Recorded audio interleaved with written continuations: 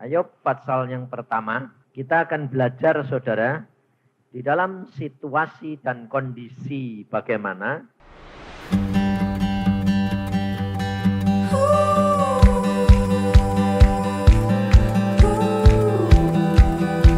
kita harus bersikap bagaimana supaya kita ini dapat keluar sebagai seorang pemenang.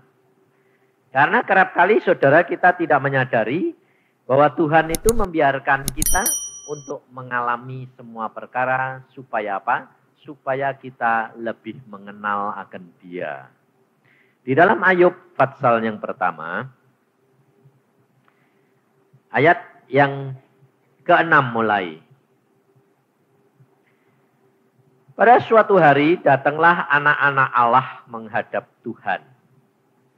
Dan di antara mereka datanglah juga iblis. Maka bertanyalah Tuhan kepada iblis, "Dari mana engkau?" Lalu jawab iblis kepada Tuhan, "Dari perjalanan mengelilingi dan menjelajah bumi." Lalu bertanyalah Tuhan kepada iblis, "Apakah engkau memperhatikan hambaku Ayub?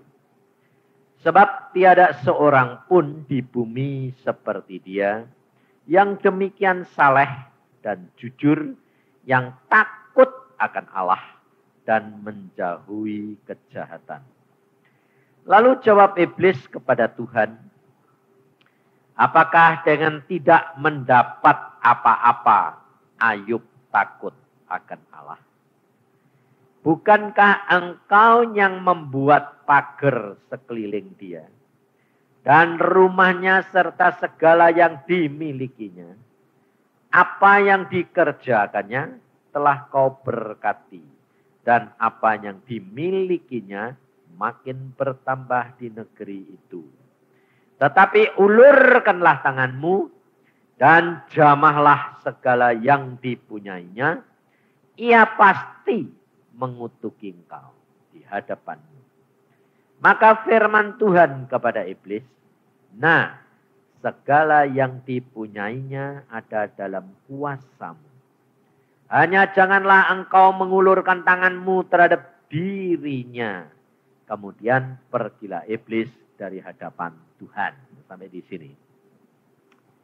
Saudara, kita menjadi orang Kristen, saudara harus perhatikan bahwa apa yang dijanjikan oleh Tuhan itu selalu digenapi.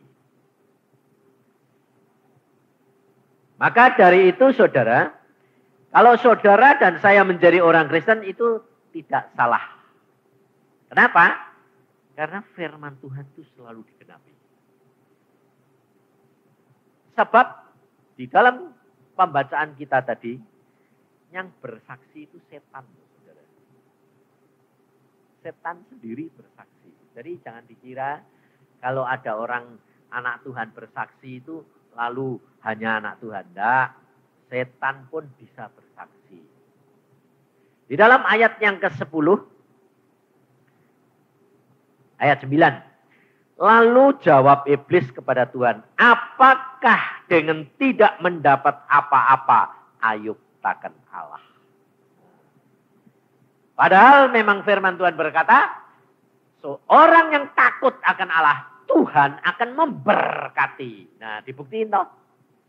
Dan iblis bersaksi ini. Apakah Ayub itu takut akan Tuhan dengan cuma-cuma? Tidak. Karena apa? Karena di dalam ayat 10 kata, "Bukankah engkau Tuhan yang membuat pagar sekeliling dia, dan rumahnya serta segala yang dimilikinya, apa yang dikerjakannya telah kau berkati, dan apa yang dimilikinya makin bertambah di negeri itu." Loh, iblis sendiri saksi loh saudara, bahwa Tuhan, firman Tuhan itu ya dan amin. Tetapi saudara, makanya kita kalau menjadi anak Tuhan harus saudara itu sadari. Sadari apa? Sebab jalan Tuhan bukan jalan kita. Pikiran Tuhan bukan pikiran kita. Kita kerap kali kalau sudah sampai mencapai tingkat seperti yang dialami Ayub, saudara merasa sudah puas. Saya yakin Ayub sendiri juga sudah puas. Betul? Tapi ternyata Tuhan tidak puas. Kenapa? Ternyata Ayub ini jadi dibuat menderita yang gara-garanya siapa, saudara? Iblis? Ya tak? Saudara jawab, bacanya iblis lah. Salah, saudara. Saudara perhatikan. Perhatikan ceritanya. Pada waktu Tuhan sidang, setan datang. Jadi jangan dikira kalau setan itu sampai sekarang masih boleh ke surga. Masih, saudara. Jangan dikira tidak. Setan sampai sekarang ini masih naik turun. Jangan dikira setan sudah di sini. Salah kamu. Belum dibuang setan. Jadi sampai sekarang masih naik turun dia. Tuhan Yesus berkata sendiri, penuduhmu setiap saat menghadap Bapa. Jadi masih naik turun, saudara. Nah, pada waktu Allah sidang, iblisnya turut datang. Ya dah? Tadi baca dah? Iblisnya yang cari gara-gara apa Tuhan? Ayo coba. Hah?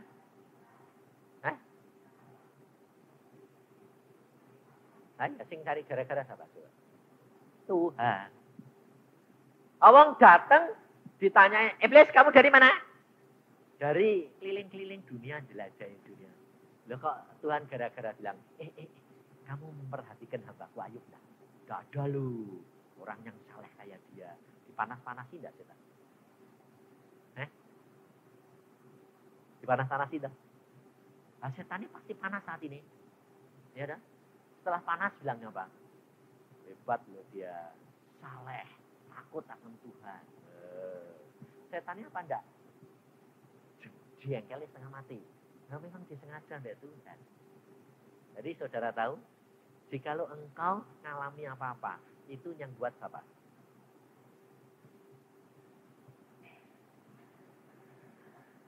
Ayo, Tuhan atau setan? Tuhan.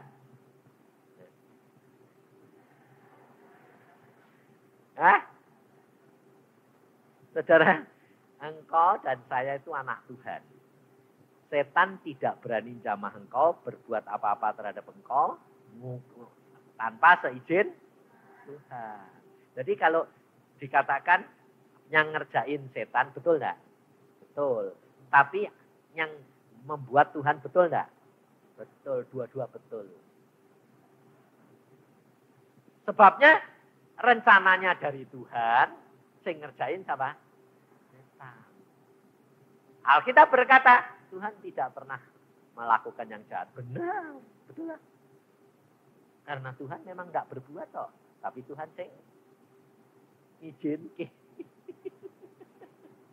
Maka dari itu saudara, selalu saya tekankan Pak, baca Alkitab supaya saudara tidak bingung. Saudara kerap kali bilang apa? Aku ini sudah kayak gini, kok aku salahku apa sih Tuhan? Baca Alkitab sudah, sembahyang sudah, tapi kok ngalami gini? Tidak ketulungan terus. Loh. Saudara baca Ayub coba. Dia takut akan Tuhan, dia saleh. Bahkan dia diberkati Tuhan luar biasa. Dibikin sengsaranya kayak begitu. Saudara. Tidak ada orang yang lebih sengsara dari Ayub. Tuhan itu kalau membuat contoh di Alkitab, itu yang ekstrim. Dalam waktu satu hari anaknya kok mati kabeh 10. Berbayang, kelangan anak di satu sudah bingungnya setengah mati betul. 10 mati kabeh satu hari. Di samping itu harta benda habis dalam satu hari. Ngerti tidak? Indonesia berapa puluh tahun makmur. Habis dalam waktu sehari, beberapa hari Krismon. Benar-benar sekarang berantakan. Benar tak? Saudara tahu? Sebab itu sudah akan dalam waktu satu hari dimusnahkan oleh Tuhan. Nah, Maka dari itu saudara kita harus belajar supaya kita benar-benar tidak kecewa ikut Tuhan. Kenapa? Karena Tuhan itu merencanakan buat saudara dan saya itu baik. Pasti baik. Betul? Meskipun tidak enak. Pertama kali Ayub ngalami kayak gitu. Bayangin saudara, habis semua. Ayub masih bisa ngucap syukur. Itu kalau terjadi sama saudara, pasti ngomel. Makanya tidak terjadi sama saudara. Karena Tuhan sudah ngukur bahwa iman kamu itu tidak seperti imannya Ayub. Tetapi apa yang dikatakan oleh Alkitab, Ayub takut akan Tuhan, Ayub jujur, Ayub diberkati, di hadapan Tuhan belum cukup. Maka dari itu kalau saudara mengenal Tuhan, itu terus kenali, jangan berhenti di tengah jalan. Karena apa? Belum cukup. Mengapa? Karena Alkitab memberitahukan Ayub belum pernah ketemu dengan Tuhan secara pribadi. Ayub sendiri mengatakan di dalam ayatnya, berkatakan apa? Aku tahu Tuhan dari orang lain. Tetapi sekarang mataku melihat sendiri. Maka dari itu saudara dan saya, Tuhan itu merindukan saudara dan saya itu mengenal Tuhan secara apa? Pribadi. Tidak rombongan. Masuk surga itu tidak gading-gadingan. Tapi saudara dan saya harus alami secara pribadi. Sebab apa? Sebab jalan Tuhan itu bukan jalan kita. Jalan Tuhan itu kita tidak bisa mengerti. Saudara kerap kali kepengen dengar suara Tuhan. Kalau Tuhan bicara, saudara pasti tidak akan bisa terima. Maka dari itu saudara, kalau kamu sungguh-sungguh mencari Yesus dan setia sama dia, saudara, Yesus itu sangat merindukan saudara dan saya. Tapi banyak orang saudara, bukan melayani Tuhan Yesus, tapi melayani siapa? Manusia? Enggak, melayani manusia. Melayani manusia ada ya toh, yang cari pengikut itu ada. Tapi yang saya katakan bukan itu urusannya dia, itu sudah pasti salah. Yang saudara dan saya kerap kali tidak ngerti itu gini. Satu, ada kelompok yang satu, anak-anak Tuhan yang sungguh-sungguh loh, melayani Tuhan. Tapi ada anak Tuhan yang lain, dia tidak sadar bahwa dia tidak melayani Tuhan, tapi melayani pekerjaan Tuhan. Ngerti bedanya? Ngerti bedanya enggak? Susah saudara, jangan dikira gampang. Melayani Tuhan sama melayani pekerjaan Tuhan, itu beda saudara. Kalau melayani Tuhan, segala sesuatu kamu harus tanya Tuhan. Kalau melayani pekerjaan Tuhan, tidak usah tanya Tuhan. Karena melayani pekerjaan Tuhan itu gampang, banyak. Lalu kamu jadi pemain keyboard, jadi MC, jadi singer, jadi kolektan, jadi sekolah penginjil, jadi penginjil bisa. Tapi belum tentu saudara melayani Tuhan. Makanya saya dulu tidak mau saudara. Meskipun saya dari umur 12 dipanggil Tuhan, saya baru umur 45. Tuhan ngomong sama saya, sekarang tutup praktek, ikut aku. Umur 12 sudah dipanggil, tapi baru umur 45. Baru Tuhan berkata, tinggalkan praktek, tutup jadi penginjil, jadi hambaku. Jadi saudara, kalau kamu melayani Tuhan, memang pasti, dan bukan kira-kira enggak, pasti kamu akan dicap satu apa? Pemalas. Kedua apa? Mau waktunya sudah singkat, melayani Tuhan kok santai-santai. Tadi nyanyi toh. Tidak ada waktu yang santai. Yang dimaksudkan santai itu sama maksud santai saya itu beda. Kalau santai saya bilang, saya selalu bilang, ikut Yesus itu santai. Nah, santai yang saya katakan itu tidak tegang. Tapi hati, pikiran tertuju kepada Tuhan. Jadi kalau Tuhan diem ya diem. Tuhan ngomong baru jalan. Kalau enggak diomongin ya diem aja. Karena Tuhan tidak pernah terlambat kok. Tadi nyanyi gitu ya. Dia tidak pernah terlambat. Nah, tapi kerap kali kalau orang yang melayani pekerjaan Tuhan itu tidak sabar. Karena apa? Nunggu Tuhan, diem. Tidak sabar saudara. Padahal pekerjaannya Tuhan banyak, betul? Ini tidak dikerjakan. Diem aja. Alasannya nunggu suara Tuhan. Tapi nyatanya malas. Makanya saya orangnya rileks. Sebabnya apa? Dari kecil saya sudah kenal Tuhan. Tuhan bilang, kamu mau melayani aku atau melayani pekerjaanku? Saya bilang, aku mau melayani engkau. Kalau kamu mau melayani aku, ya duduk diem. Karena aku paling suka orang duduk diem. Kalau saya sudah ngomong baru jalan. Nah, bedanya apa? Maria sama Marta. Kalau Maria melayani Tuhan. Marta melayani pekerjaan Tuhan. Apakah Marta jelek? Tidak, bagus. Sebab Marta itu bagian sesama manusia. Maria bagian Allah.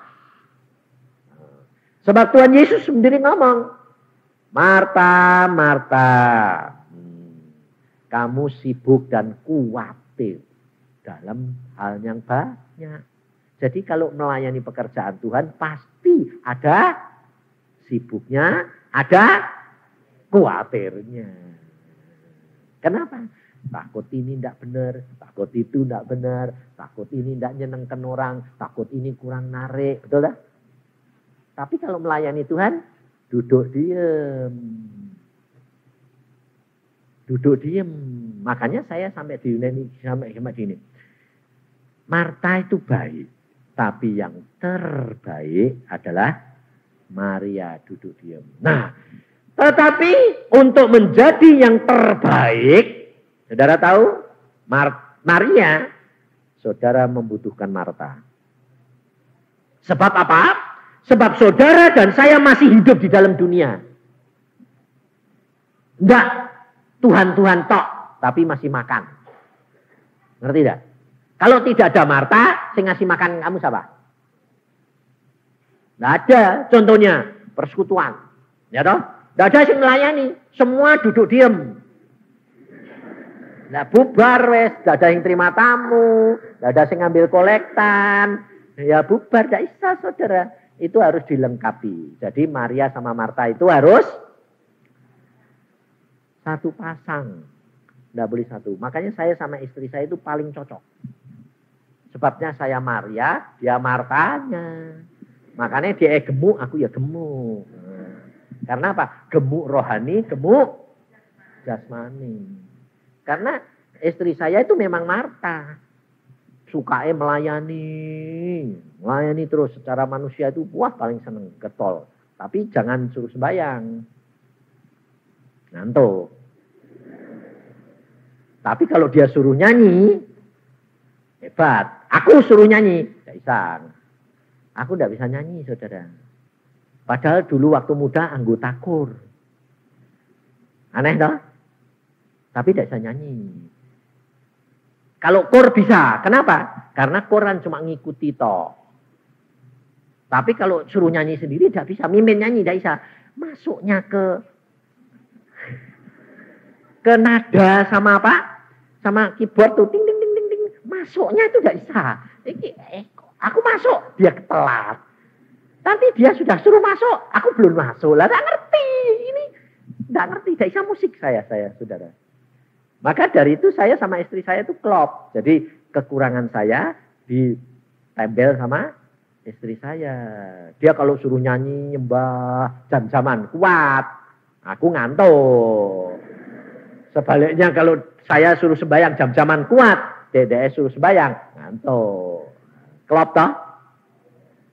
Klop toh? Nah, jadi kalau cari jodoh yang klop. Tapi saudara kalau cari jodoh kepengennya yang apa? Yang sama.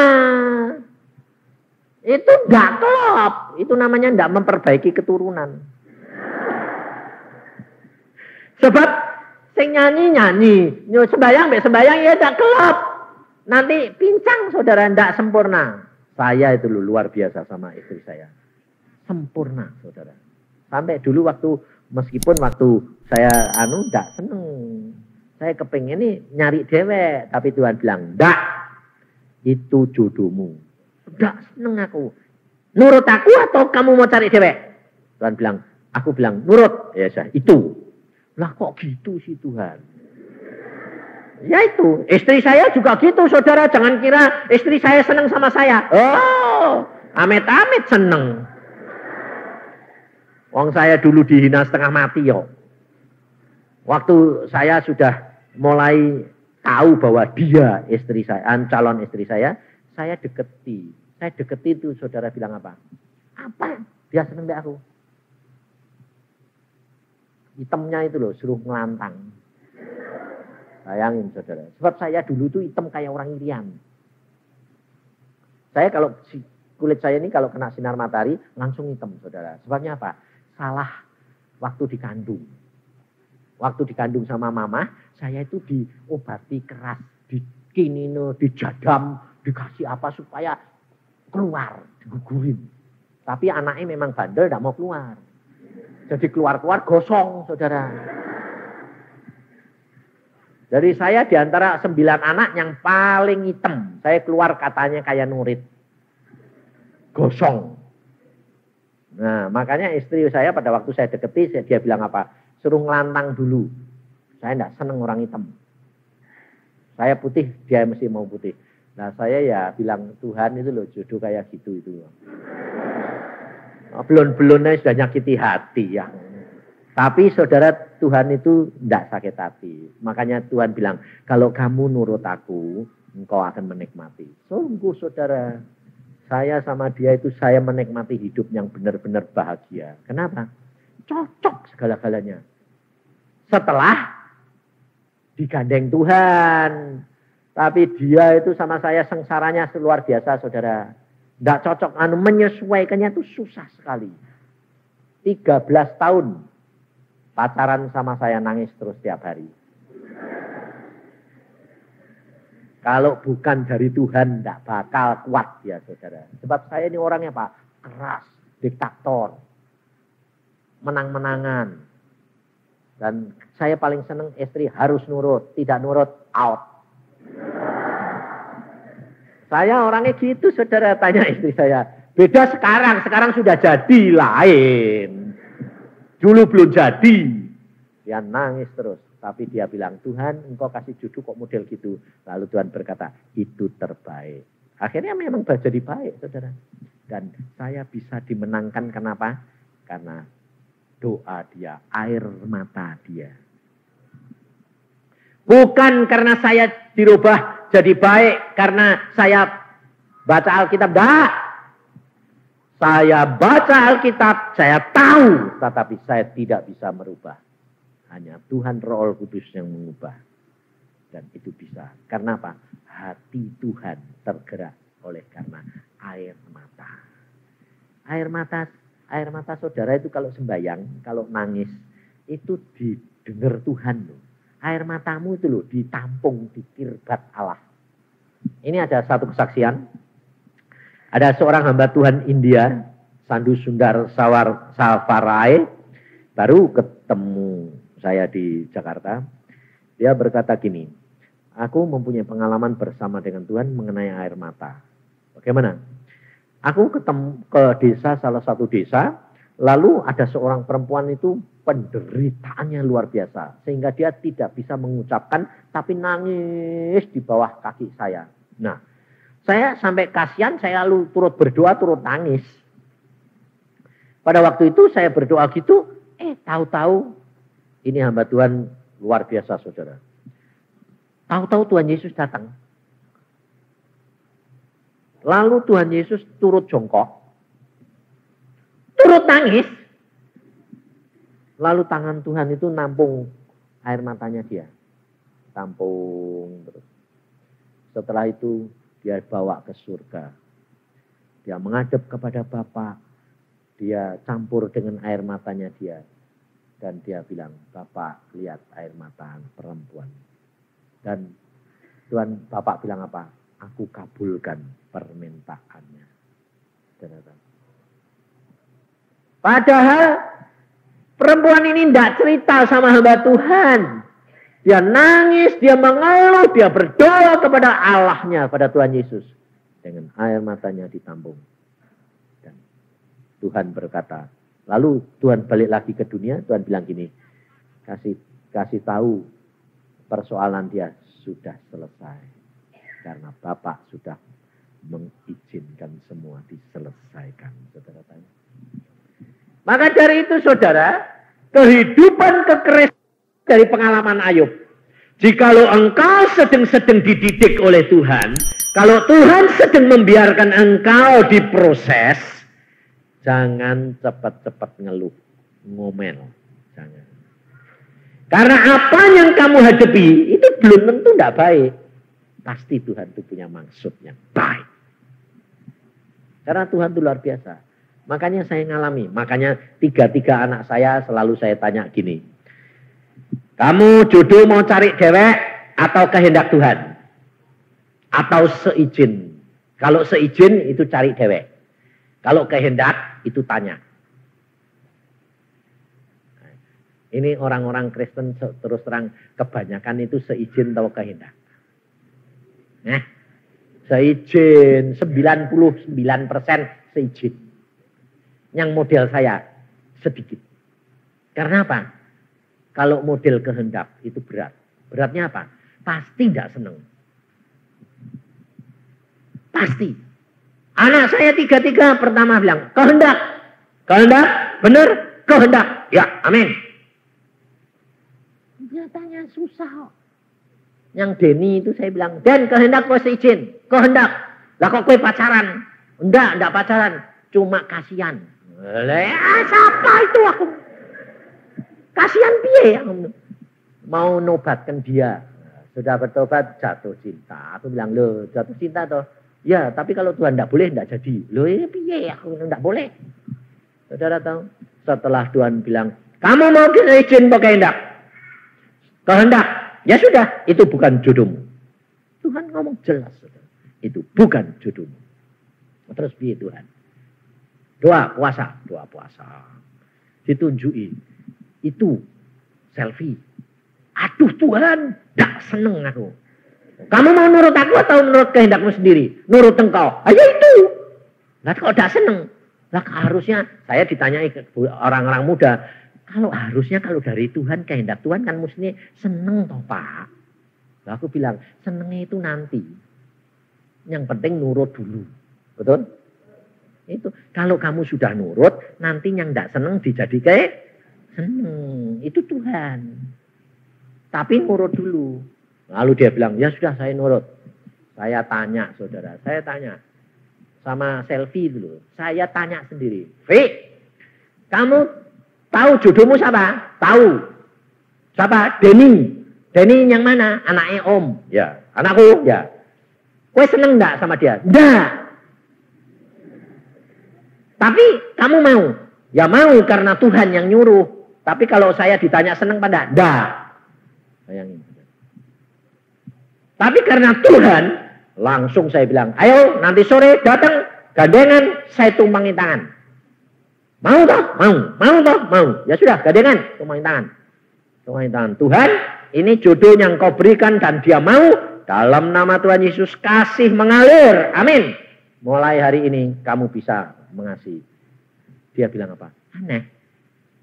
Papa bilang gitu kok hatiku bisa seneng loh. Baru senengnya itu timbul setelah nurut. Nah, tapi saudara kepengennya apa? Seneng dulu baru Nggak nurut itu namanya. Seneng dulu baru minta diizinkan. Nah itu salah. Nah, jadi saudara tahu, saudara mesti berdoa. Kalau saudara berdoa sungguh-sungguh, pasti Tuhan tunjukkan. Karena Tuhan itu luar biasa. Maka dari itu, saudara, jangan cepat-cepat gerutu. Maka kalau engkau tidak cepat-cepat gerutu, kamu akan mengalami seperti Ayub. Apa Tuhan berkata? Nah, kamu akan dibalas semua kerugianmu 2 kali lipat. Anak Ayub 10 mati semua, Tuhan ganti 10 anak lagi. Tapi bedanya, anak yang baru beda dengan anak yang lama, saudara. Anak yang baru perempuannya cantik-cantik. Lakinya ganteng-ganteng. Sama apa? Nurut Tuhan. Kalau anaknya yang dulu 10, tukang pesta. Makanya mati semua. Sebab pasti nanti kalau Ayub mati, mereka tidak bertobat. Nah, Tuhan itu luar biasa. Maka dari itu saudara, kehidupan kekristenan itu saudara harus belajar. Nurut Tuhan atau mau melakukan pekerjaan Tuhan atau mau melakukan kehendak Tuhan. Kamu boleh pilih. Tapi ada harga yang saudara dan saya harus bayar. Kalau kamu mau mencari kehendak Tuhan, baca Alkitab dengan setia. Syaratnya apa? 1, baca Alkitab dengan setia. Tidak ada alternatif bilang ngantuk. Tidak ada alternatif bilang sibuk. Tidak ada. Itu syarat pertama Tuhan berkata. Baca Alkitab dengan setia. Kedua apa? Bangun pagi. Baca Alkitab setia itu susah. Betul? Apalagi bangun pagi. Bangun pagi itu yang saya katakan bangun pagi itu harus sebelum paling lambat jam 5. Jadi jam 4, jam 3. Lupa bangun pagi terus tidak tidur. Boleh tidur lagi. Kalau kamu bilang aku bangun jam 3, ya jam 3. Sembayang 1 jam, habis itu tidur lagi. Tidur. Istri saya itu dulu saudara, kalau dibangunkan Tuhan itu dia bilang apa? Aku tidak mau. Kenapa? Karena aku kalau sudah bangun, tidak bisa tidur lagi. Saya bilang, karena kamu berpikir begitu, itu jadi imanmu. Dan itu yang terjadi dengan engkau. Tapi kalau engkau berkata, baik aku bangun, sembayang. Setelah itu bilang sama Tuhan, Tuhan aku sudah selesai sembayang, aku sekarang mau tidur lagi. Pasti tidur. Dan akhirnya dia bisa. Sekarang bangun jam 3 sembayang. Habis itu terima kasih Tuhan aku mau tidur. Tidur. Bangun lagi jam 5. Sembayang lagi. Tidur lagi tidur. Saya ini dia. Tidur bangun tidur bangun. Gampang. Karena apa? Karena Tuhan berkata dengan mulutmu engkau dibenarkan. Dengan mulutmu engkau dihukumkan. Jadi ngomong itu hati-hati saudara. Jangan bilang, gini. Jangan. Apa yang kamu omongkan itu yang jadi. Maka dari itu saudara, kalau kamu nurut Tuhan luar biasa. Sekarang anak saya 3-3. Gandengannya, kehendak Tuhan. Aku bilang, enak dah? Enak. Iya makanya. Ternyata enak milih dewek atau enak nurut Tuhan? Nurut Tuhan. Kenapa enaknya? Kalau ribut, kan suami istri mesti ribut. Kalau ribut, lapor untuk Tuhan. Saya kalau ribut sama istri saya, lapor. Tuhan tuh loh, jodoh mau kasih kayak gitu. Itu gak ngerti aku. Lapor ke Tuhan. Sebaliknya dia ya lapor. Tuhan tuh loh, lihat tuh. Menang-menangan sakarepe dewek. Nah, akhirnya Tuhan nanti turun tangan, ngomong sama saya, ngomong sama dia. Kan baik lagi. Tapi kalau kamu milih dewek, kamu ribut, kamu bilang, Tuhan aku jodoh kok kayak gini. Tuhan jawab piye? Siapa pilih? Nah, bayar harganya dong. Saudara yang kelabakan. Sebabnya apa? Sebab di dunia ini tidak ada orang bisa mengerti, saudara. kecuali. Maka dari itu saya ajar saudara apa? Belajar kalau berdoa bangun Pak, baca Alkitab, pagi bangun, lalu apa? Belajar peka terhadap suaranya Tuhan. Kenapa saya suruh saudara bangun pagi? Baca di dalam Yesaya 50. Mengapa saya suruh saudara bangun pagi? Supaya saudara menjadi peka. Yesaya 50 ayat berapa? 4 sama 5. Coba baca. Udah ketemu? Baca. Kalau saudara baca itu, telingamu dengar itu diapalin. 1, 2, 3.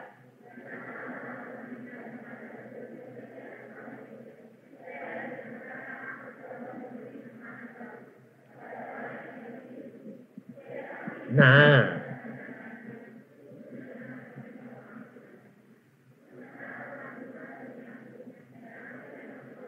Dan menoleh. Ya. Setiap pagi Tuhan mempertajam. Kenapa kok saya suruh bangun pagi? Sebab saya disuruh Tuhan. 30 tahun yang lalu Tuhan bilang, bangun pagi. Supaya apa? Telingamu dipertajam. Sebabnya apa? Sebab kamu sehari-hari itu loh, lebih banyak dengerin yang jelek daripada yang baik. Betul? Jadi tiap pagi diapain? Dikoroi oleh Tuhan. Jadi saudara gak sadar, tahu-tahu nanti jadi peka.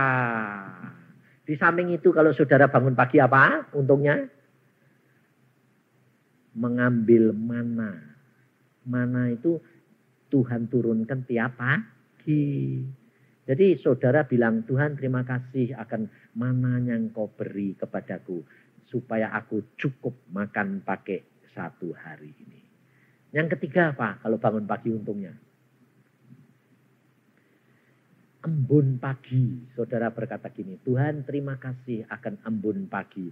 Sebab kalau saudara pergi ke padang belantara, padang gurun, itu tidak ada hujan. Dan tumbuh-tumbuhan hanya hidup karena embun pagi. Dan embun pagi itu berkat Tuhan. Jadi saudara tiap pagi ngadahkan tangan begini. Tuhan, terima kasih akan mana yang kau berikan. Terima kasih akan embun pagi, berkat embun pagi yang kau berikan. Itu yang menyebabkan saudara diberkati luar biasa. Dan ini dipraktekkan saudara. Dipraktekkan sama anak-anak Tuhan. Karena Tuhan berkata, mulai tahun ini, engkau kalau tiap pagi bangun berkata, Tuhan terima kasih akan berkat embun pagimu. Dan anak-anak Tuhan yang tiap pagi berdoa begitu diberkati Tuhan luar biasa. Sampai saya bilang, orang ini ketemu, saya beli mobil baru. Kemudian dia ini ternyata toko variasi. Dia bilang, Pak, aku lihat kok kamu pakai mobil baru. Ya, mampir ke rumah saya Pak. Pak, saya lihat belum ada kaca filmnya. Ya, pasang kaca film. Wah, dilengkapi saudara. Saya bilang, kenapa kamu? Tuhan luar biasa loh Pak. Kenapa? Sejak saya berdoa perkara embun pagi, saya itu sudah 15 tahun utangku di bank. Itu aku gak bisa bayar. Isanya cuma bayar bunga. Tapi setelah itu Pak, luar biasa. Zaman Krismon kayak gini, aku malah utangku lunas. Malah aku sekarang punya simpanan di bank. Kenapa bisa begitu? Aku dewe gak ngerti Pak. Wong pekerjaanku ya biasa. Tapi kenapa kok bisa gini? Dulu kok gak bisa. Barangku itu numpuk di gudang. Sekarang Pak, gudangku itu kosong. Kenapa? Barang yang gak laku itu jadi laku. Apa karena Krismon ya Pak? Jadi dong barang yang kuno-kuno laku semua. Yang penting pokoknya sejak kamu berdoa begitu bagaimana? Luar biasa, berkat itu ngalir di mana-mana. Saudara, jangan lupa itu lakukan. Dan kalau kamu dengar Tuhan Roh Kudus bicara apa, jalankan. Engkau akan melihat kemuliaan Tuhan demi kemuliaan Tuhan dinyatakan. Ini hidup kekristenan. Saya memberikan apanya? Resepnya. Tapi tergantung saudara mau bayar apa enggak. mau dijadikan obat apa ndak? Kalau kue mbok telen kertas resep, ya sekali mbok telen denger firman ini sekali habis ditelen ke kertasnya, ya habis hilang no. Tapi kalau saudara belikan tiap pagi kamu menghadap Tuhan, bayar harganya tiap pagi itu, saudara akan menikmati hasil karya Roh Kudus di dalam diri saudara. Karena Tuhan menghendaki nurut dulu, baru semuanya akan digenapi. Amin. Mari kita berdoa.